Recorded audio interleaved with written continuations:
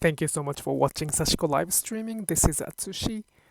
サシコ配信をご覧いただきありがとうございます。Atsushi です。今日ちょっと最初の何分間、10分間、15分間ぐらい、英語でがっつり話ができたらなと思っています。動画を紹介しながら、ボロについてちょっと英語で話そうかなと思うので、その後普通にこういう差し子するんですけど、よかったらちょっとお付き合いください。I will talk about the Boro a little bit with the video I took. So this is gonna be English live streaming. I will talk about the Boro a little bit. So Boro is the term for rag or torn fabric.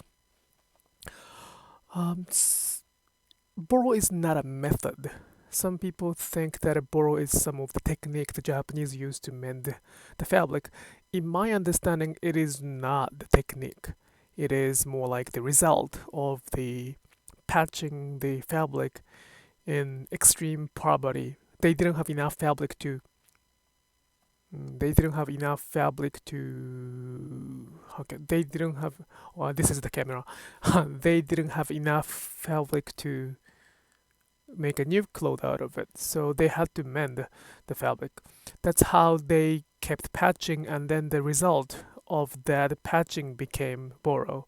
Now it's well known for the beauty, random beauty. Okay, I'll start the video. I hope this is on.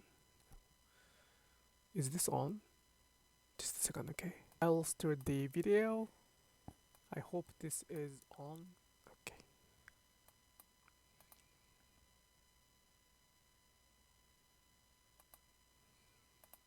There we go.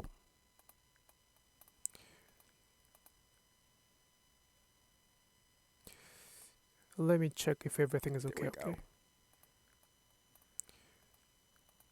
Okay, should be okay. Let me check if it good.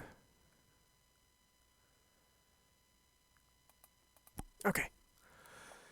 So this is the video I took for the Boro jacket I have. This is the front side. This is the showing side of the Boro. It is like every single fabric right now here is the piece of vintage fabric from very old. Each fabrics are very fragile to even wear that. Therefore we do Sashiko stitching to make the fabric stronger. The kind of the story I would like to share is that we enjoy the visible mending, right? So when we do those patches, we, including myself, tend to want to show that patches outside to make it unique.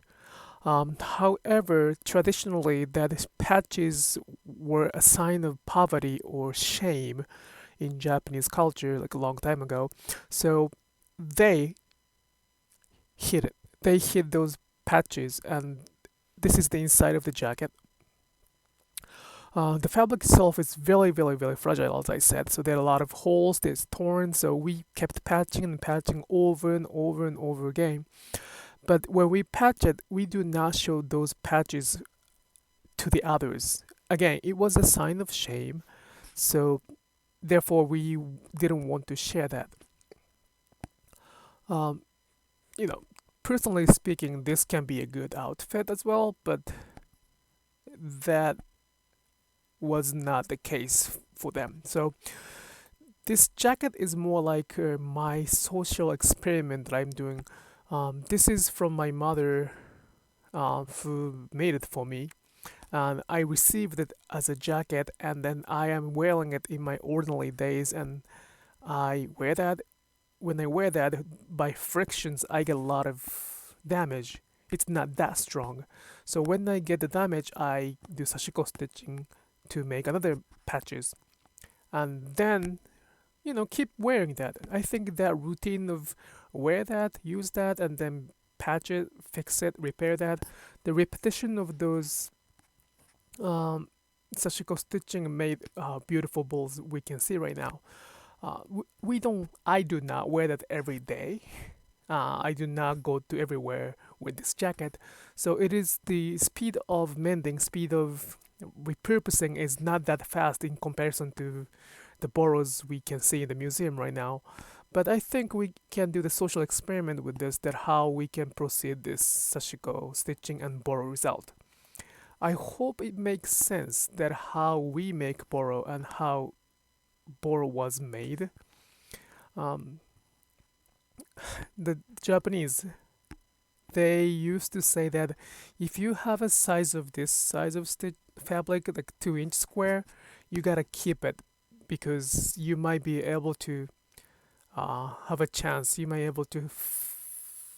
You will probably have a chance to patch it. You will have to patch it with something else.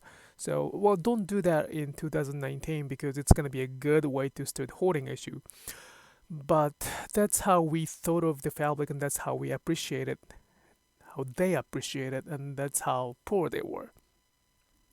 Also, people say that one farmer wear those jackets every day going outside. They couldn't have several of those, so they had to wear one jacket every day. When the man come back from outside, women fix that, repair that. They repeat that every single day for their entire life, and after that they pass it down to the son or the daughter's husband, and then he would do the exactly same thing for another his life. So they repeated that for several generations, and that is the Boro we can see right now. So that's how we appreciated the fabric. But the point is, I will repeat that video again. The point is, I respect, I admire, and I enjoy the visible mending in the current trend. I do it for myself as well. However, I just wanted to share that the Boro and Sashiko did not start from there. Um, they didn't want to. They didn't have a choice. They didn't want to mend. They wanted to get a nice kimono. They wanted to get a nice indigo dye fabric to make another jacket, but they didn't have a choice to do that, and therefore they had to mend. The process of mending, stitching to make fabric stronger, to fabric more thicker, is called Sashiko, and then the result of that ultimate stitching is called Boro. Anything else?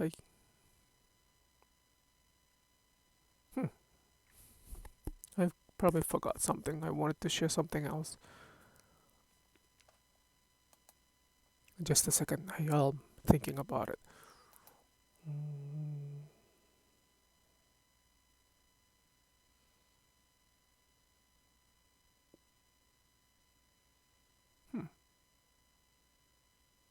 Boro.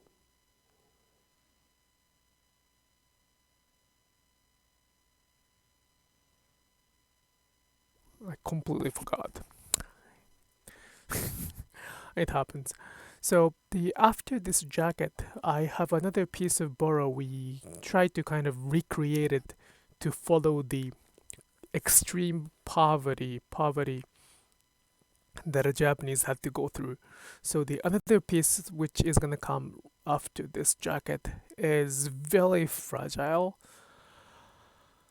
But one of the things I would like to explain as well is that most of the Boro is quite dirty. That's the value of vintage.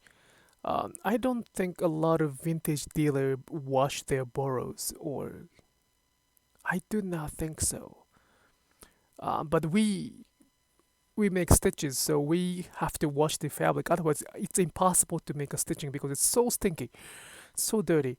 So we wash them first, which could ruin the fabric. But we try to do that and wash it, and we make the fabric. We make the Boro. We make a Boro-inspired, the Boro-looking fabric after making sure that the fabric is durable enough after washing it.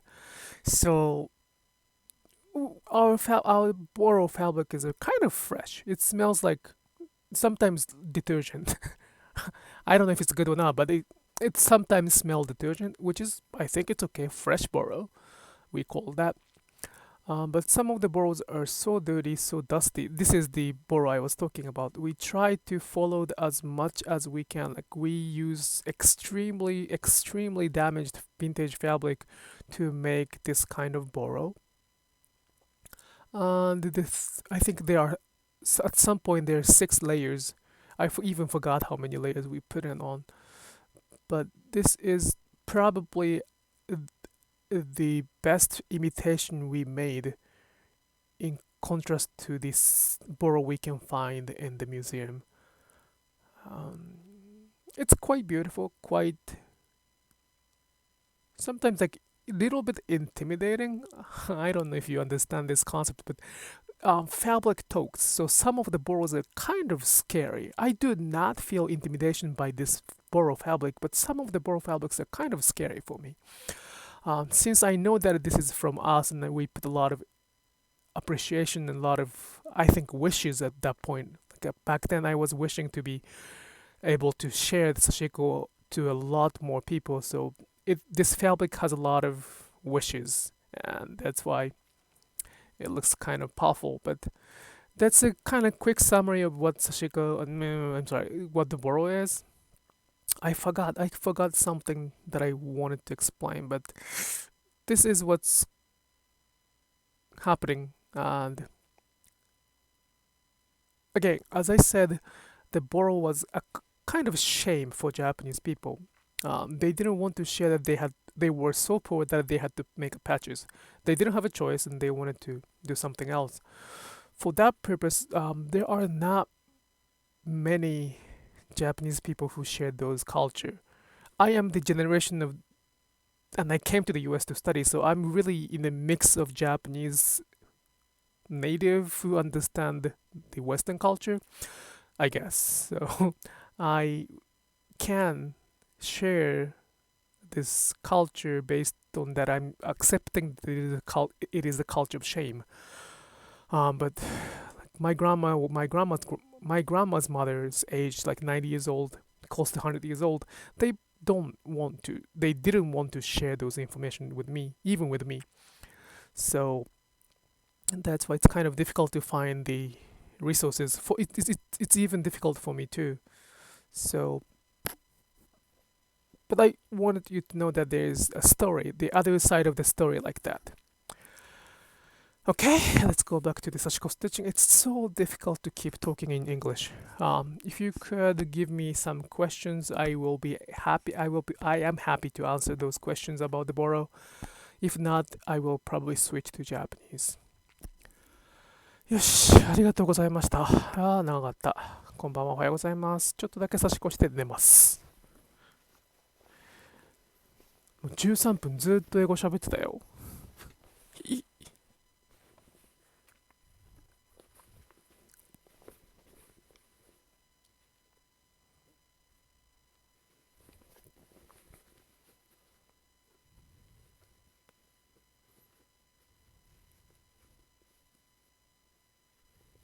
ええよ、ありがとうございます。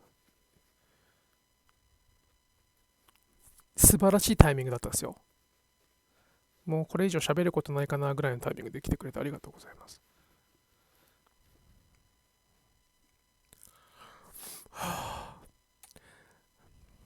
なんかまだ難しいよな。独り言ってさ、会話ってまだ楽なのよな。独り言ってすげえめんどくさいじゃなくてすごい難しいね。It is so difficult to have the self-dialogue, like explanation without any topic to talk about. I think I can do a better job in a conversation or like a dialogue with somebody else. But if I have to keep talking about something without the audience, without like reading the audience's faces, it's quite challenging. I have to get used to that. I can do it in Japanese, so it's probably the matter of my idioms, words, and stuff like that. But wow, that was quite difficult. ほんと一人で喋るの大変ですよ。日本語だったらなんかさ、もう一人で盛り上がれるんですけど、なんか英語って盛り上がっまだやっぱりその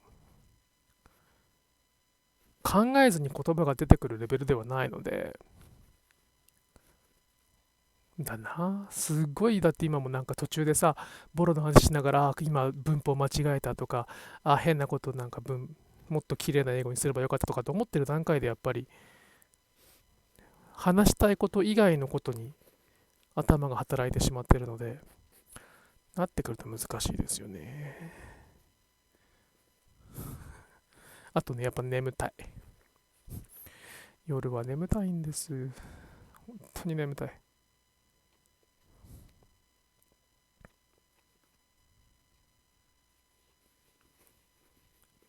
そうか。早木さんニコ生やってたんですもんね。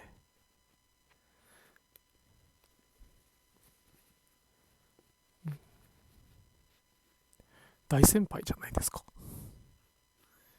大先輩がいる。配信の大先輩がいる。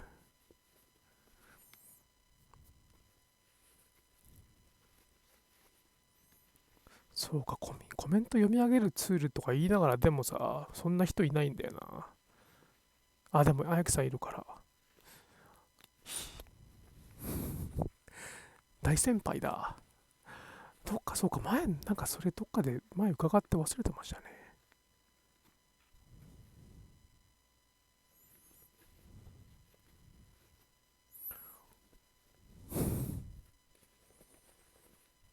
って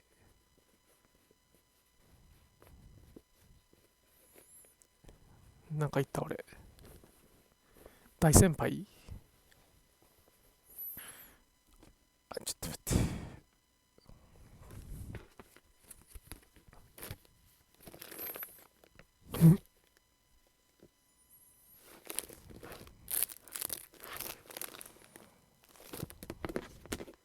ちょっと待って。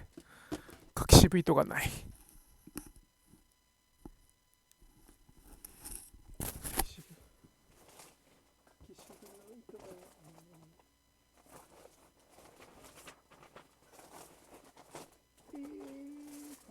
ないとどこ？そんな。ちょっと待って。Just a second. Sorry. I don't see the fabric I was using, which is really odd.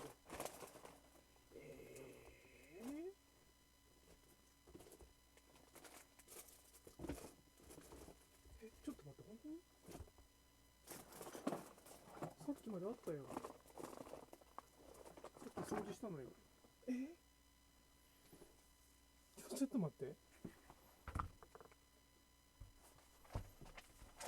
ょっと待って。さっき。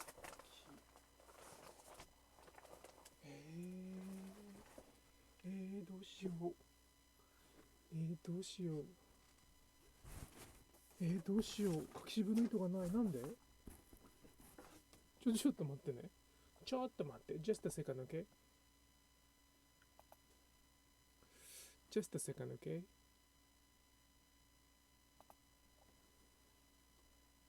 書き渋の糸がない。ないわけがない。なんで？さっきまであったよ。本当にさっきまであったんだって。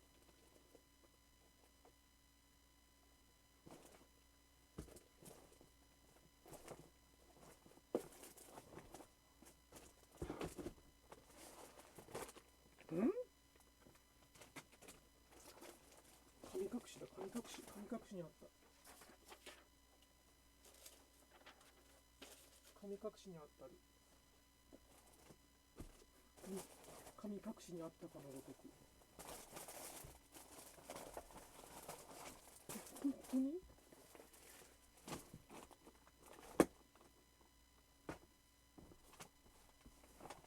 完全神隠しなんですけど。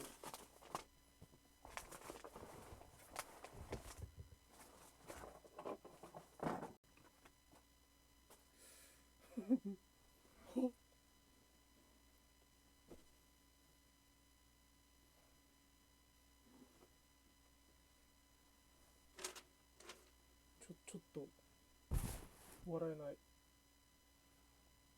笑えません。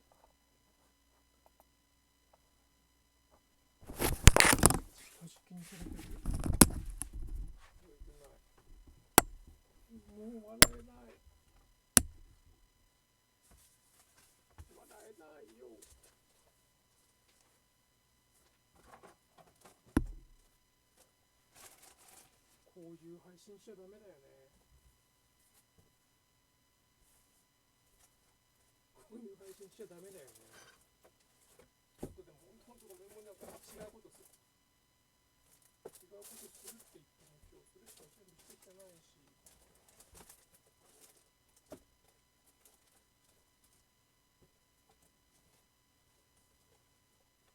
全部、それ以外も全部あるのに。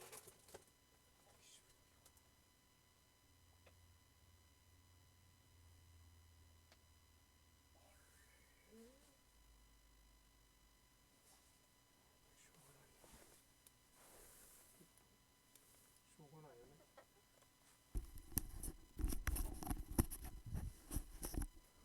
Sorry, I cannot find the thread I was using. Like right now I was using it. And it's gone. Like 30 minutes ago I was using it. Come on.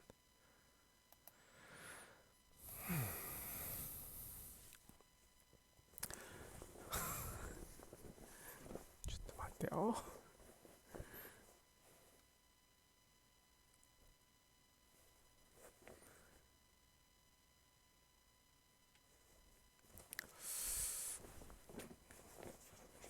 ちょっとマジでか。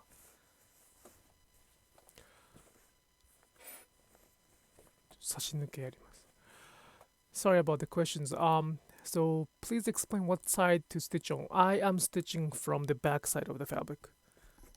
It is our tradition to stitch from the back side of the fabric. So this is the back side, and then the other side is the finished side.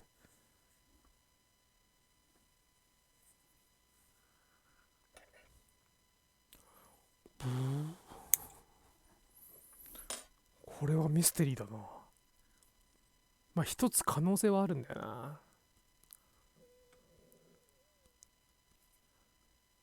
一つ可能性はあるんだ。普段ね、糸を箱の中に入れてるんですよ。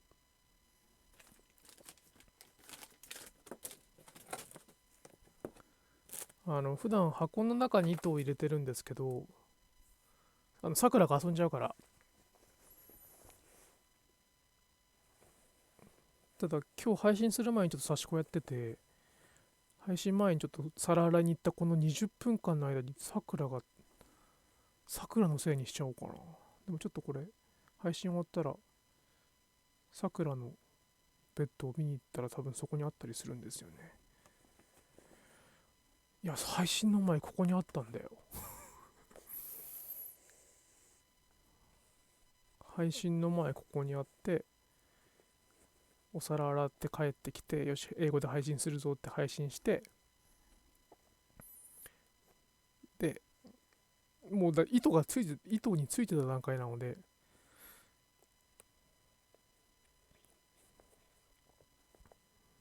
不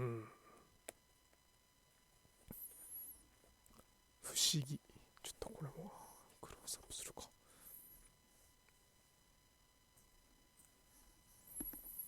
こんだけ近いとあれかな。ちょっと待って。顔が隠れてしまうね。ちょっと待ってね。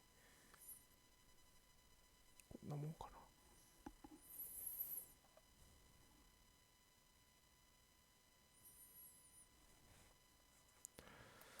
まだまだ勉強ですね。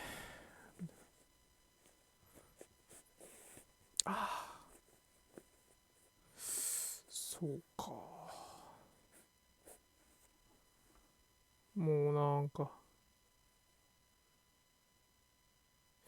ここもなんか一気にやる気なくなってきた。ダメ、やる気なくなったらダメだけど、やる気なんかなくなったらダメなんですけど、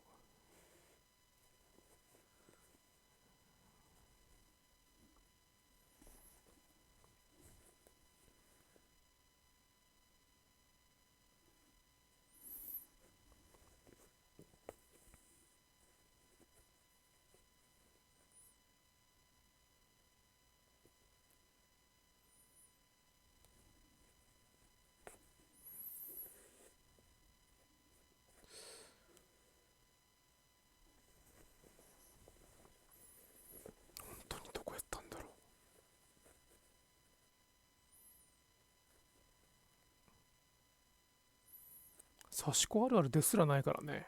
こんだけ糸がなくなるっていうのは。あれでも、それだけないのよね。他の糸全部あるんだけどな。よし、もう糸の話はやめよう。刺し子します。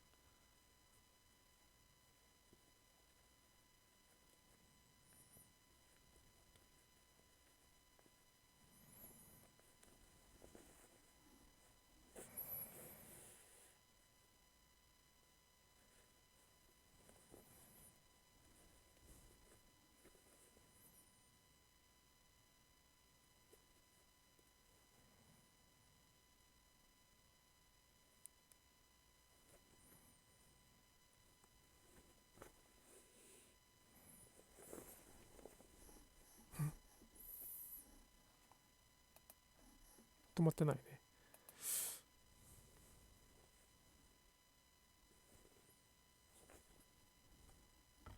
今は、この奇跡の緑の糸で差し抜けがところどころあるんですよ。こことかね。差し抜けをとりあえず今埋めてます。差し抜けっていうか多分忘れてるだけなんですけど。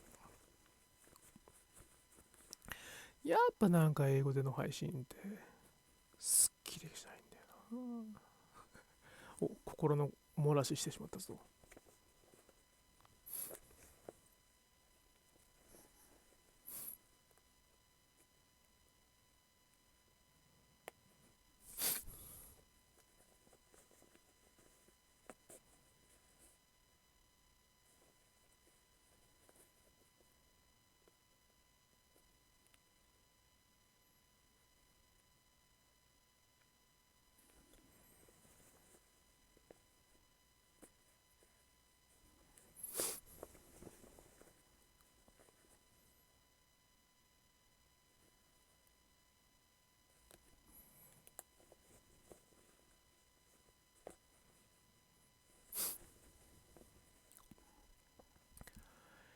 ありがとうございます。ちょっと今日やっぱ寝ます。糸が見つからないのでやる気が目に見えて顕著にやる気がなくなってきた。やる気がない状況で差し子配信するのも失礼なのでごめんなさい。今日はやらなきゃいけないと思ってたボロの話はできたんで、今日はここら辺でもうちょっとこの糸がもうちょっとやったら終わろうかなと思います。Thank you so much for watching this Sashiko Live Streaming. This is night for me, so I will probably gonna get sleepy soon. I wanted that I did, I could, I completed whatever I wanted to do talking about the Boro, so I will just sign off today and go to sleep. すいません、あやきさん、ありがとうございます。本当申し訳なかった。お付き合いいただいてありがとうございました。最初の英語の部分はやる気あったんですけどね、申し訳ないです。